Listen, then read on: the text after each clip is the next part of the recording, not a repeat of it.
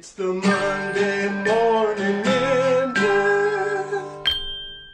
It's teenager time. The most amazing thing to happen to me last week was to see my son Harry turn 14 years old. And I'm holding a football because I'm remembering that when he was born as a premature baby, his whole body was about the size of a football. I could hold it like this. And now he pretty much looks right at my eyes, eye to eye. He's only about that much shorter than me. And he looks like the spitting image of me. And I just cannot believe it. I mean, I know it's true.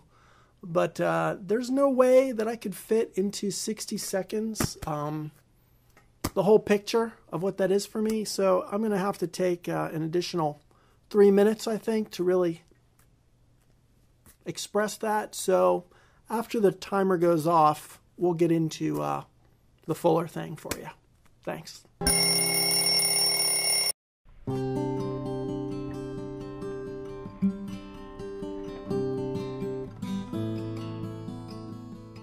My firstborn son, Harry, turned 14 last week and just started high school. All those cliches I've heard my entire life about kids growing up fast and it'll go so quick you won't believe it and all that rot, it's 100% true. It might not seem like it's going fast when your toddler is barfing on you in the middle of your third sleepless night in a row, or when your middle schooler is throwing a temper tantrum in the middle of a very public place. But by the time your child is tall enough to look you straight in the eyes, or even from above, you will wonder how in the world they got so big so fast. At least that's what I'm wondering right now.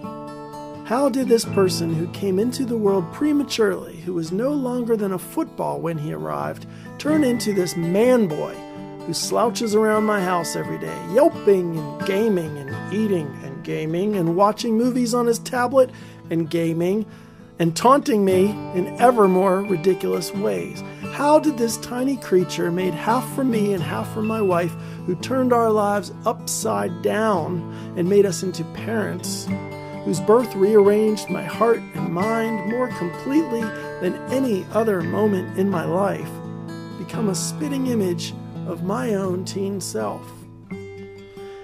Harry is, like all teenagers, testing out his autonomy. He went to his first high school football game with friends last night, out on the town with no adults until 10 p.m. He is living on teenager time, where it is impossible to tell your parents when you plan to be ready to come home from your friend's house because you won't know until 10 minutes before. He's just starting that strange in-between phase where you haven't yet learned exactly how to navigate the world independently, but you sure as hell don't need your parents reminding you to do all the things that you will almost definitely forget if they don't. It is challenging sometimes for everybody, but teenager time has always been challenging, and it always will be, and that never really changes. But change, this is real change. There is no going backwards from here.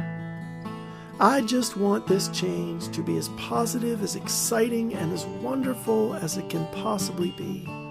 And I just want my son to know that in spite of this great change, and whatever other changes life will bring to him and me and all our family and friends and the whole wide world, there is one thing that will always remain the same, and that is my love.